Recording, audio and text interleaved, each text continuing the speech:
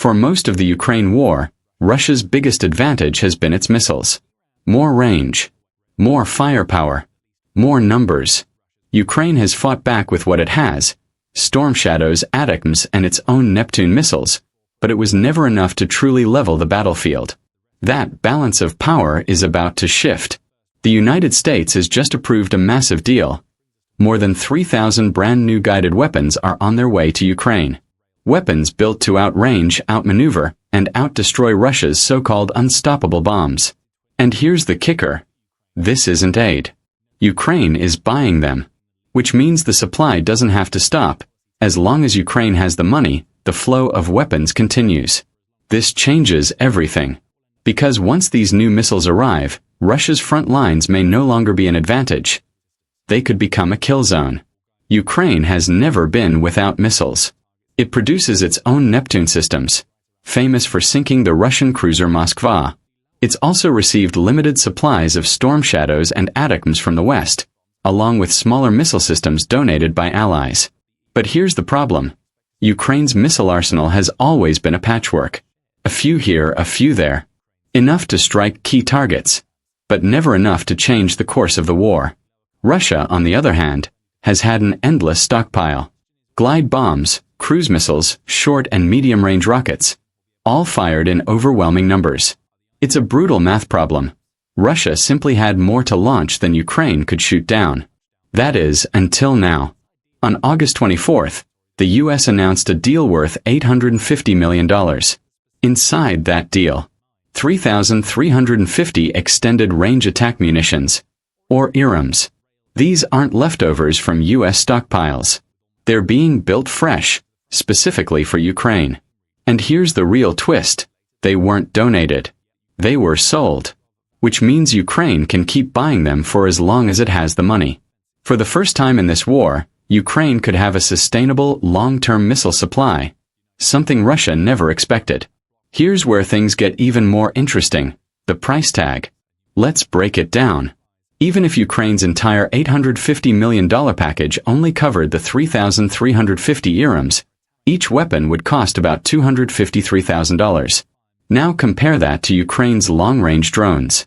According to Defense Blog, they cost anywhere between $110,000 and $300,000 each. So the ERAM is right in that same range.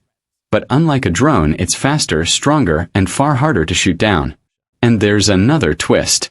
That $850 million package doesn't just include ERAMs. It also bundles in new air defense systems and multiple launch rocket systems. Which means the real per unit cost of each ERAM could be much lower than $250,000. Now think about this from a battlefield perspective. Russia's glide bombs cost as little as $20,000 to $30,000 each. Dirt cheap, but crude. The ERAM, on the other hand, was designed to be far more precise while still being affordable. So what you have is a weapon that's cheap enough to produce in massive numbers, but also powerful enough to reshape the battlefield. That's a rare combination in modern warfare, and it's exactly why the ERAM could turn out to be a nightmare for Russia. The ERAM didn't just appear out of nowhere. It exists for one reason: Russia's glide bombs. For nearly 2 years, Moscow has been raining down these massive low-cost bombs on Ukrainian cities. They're basically old Soviet dumb bombs, retrofitted with cheap wing kits that let them glide for miles before impact. Crude, yes, but devastatingly effective. Ukraine's air defenses struggled to stop them. Entire neighborhoods were leveled, with little warning. Russia had found a way to terrorize Ukraine at a fraction of the cost of a missile barrage. That's when the United States decided enough was enough. The ERAM was developed specifically to counter Russia's glide bombs, but not just match them. Outrange them. Outspeed them. Outperform them. And unlike Russia's crude modifications, ERAMs are precision-built from the ground up. Originally, production wasn't expected to begin until 2026. But the timeline has been accelerated. The first batch is scheduled to arrive in Ukraine by October 2025. Think about that. A weapon that wasn't even supposed to exist yet is about to enter combat within weeks. And here's the irony. The ERAM might never have been created if Russia hadn't started using glide bombs in the first place. In other words, Putin may have just inspired the weapon that could come back to haunt his own military. As powerful as the ERAM already is, there's a potential upgrade that could make it even more dangerous. Quick sync. Now, what exactly is quick sync? Think of it as a backup brain for guided bombs. Normally, ERAMs rely on GPS to navigate. But Russia is notorious for its electronic warfare. Jamming signals, spoofing satellites, doing whatever it can to throw weapons off course. Quick sync solves that. It gives ERAM dual-mode guidance, using radar and infrared sensors to stay locked on target, even if GPS is jammed. That means no matter what tricks Russia tries, ERAMs can still find their mark with pinpoint accuracy. And it doesn't stop there. Quick sync was originally designed as a ship killer. It lets a bomb identify, track, and even plunge beneath the waterline of a vessel to hit it where it's weakest. One strike and a warship could go down fast. Hence the name Quick Sync. Now, Ukraine may not need this feature right away. Russia's Black Sea Fleet has already pulled most of its ships out of Crimea, terrified after losing a third of its vessels to Ukrainian missiles and drones. But if Russia ever dares to send its navy back into contested waters, Quick Sync turns ERAMs into a nightmare at sea. Even on land, though, the electronic warfare resistance alone makes Quick Sync a game-changer. If Ukraine receives this upgrade, Russia will lose one of the few advantages it still has: its ability to jam Western weapons. With Quick Sync, ERAMs don't just fly. They hunt. If you want to understand how ERAM will really hurt Russia, look no further than the railways. Russia's war machine runs on rails. Tanks, artillery, fuel, ammunition. Almost everything its army needs on the front line moves by train. Without that lifeline, Russian troops can't fight, can't advance, and in many cases, can't even eat. Ukraine knows this. That's why in recent months, it has been hammering Russia's rail infrastructure. In July, Ukraine struck railway lines in the Rostov region, hitting them 3 days in a row. Weeks later, it hit a major railway hub in the same area. In August, it destroyed a Russian fuel train headed for occupied Zaporizhia. Days later, another strike wiped out the Petrov Val hub in Volgograd. Strike after strike, Ukraine has made one thing clear: if you choke Russia's supply lines, you choke the war effort. And this is where ERAM comes in. With its 250-mile range and surgical precision, Ukraine can now take out rail hubs, bridges, and supply trains far behind enemy lines, without putting its pilots in extreme danger. Imagine dozens of ERAMs slamming into railway junctions across occupied Ukraine. No fuel. No ammo. No reinforcements. Russian soldiers stranded at the front, cut off from everything they need. It's not just a military blow. It's psychological. An army that can't be fed or resupplied is an army that starts to collapse from the inside. With ERAMs, Ukraine isn't just targeting Russian troops. It's targeting the very veins and arteries that keep Russia's war machine alive. Every great weapon has its rivals. And for the F-47, the competition is already in the sky. China's J-20 Mighty Dragon is Beijing's pride. It's stealthy, powerful, and designed to challenge U.S. dominance in the Pacific. Russia's Su-57 Felon?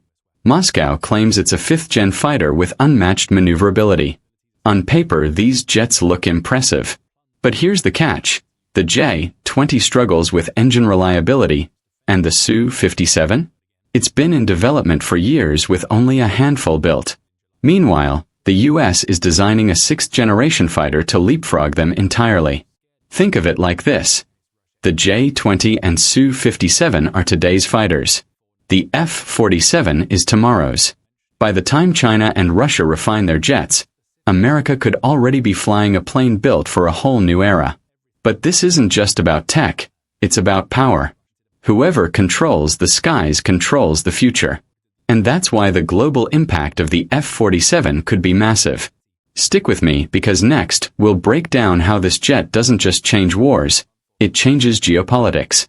For allies like the UK, Germany, Canada, and Australia, this jet represents protection. It means America isn't just defending itself, it's defending the entire alliance. It reassures NATO, strengthens partnerships, and deters aggression before it even starts. But for rivals, it's a warning. China, Russia, even rogue states. They see the F-47 as proof that no matter how much they spend, the US is always a generation ahead. That kind of pressure forces them to spend billions trying to keep up, draining their economies. And then there's the arms race effect. Every time America unveils a new weapon, the rest of the world scrambles. But history shows, no one catches up fast enough. The F-47 could reshape global power without ever firing a shot. Sometimes, dominance is the best defense. But here's the kicker. What happens when the F-47 finally takes to the skies? That first flight could mark the beginning of a brand new era. And in our final segment, we'll explore what the future holds for the most secret jet in America's arsenal. So here's the big question. What's next for the F-47? Right now, it lives in the shadows. Classified hangars, secret test flights, whispers in defense reports. But when it finally emerges, it won't just be another fighter jet. It will mark the dawn of a new generation of air power. We're talking AI-assisted dogfights, drone wingmen that fight alongside it, and stealth so advanced it could slip past the most sophisticated radars on Earth. Imagine a plane that can strike before the enemy even knows it's there. That's the future the F-47 promises. But there's another side to it, the unknown. Will it truly deliver on its hype, or will it become the most expensive gamble in US military history? That's the story only time will tell. One thing's certain though, the moment the F-47 takes off, the world will be watching. Rivals will panic, allies will breathe easier, and history will mark it as the jet that defined an era. And that's why you've got to stay tuned, because this isn't just about planes, it's about the future of power itself. If you've enjoyed this breakdown, smash that like button, drop your thoughts in the comments, and subscribe right now, because we've got more stories coming on the weapons and secrets shaping tomorrow's world. This was the story of the F-47, the jet built for the skies of the future. And trust me, this is only the beginning.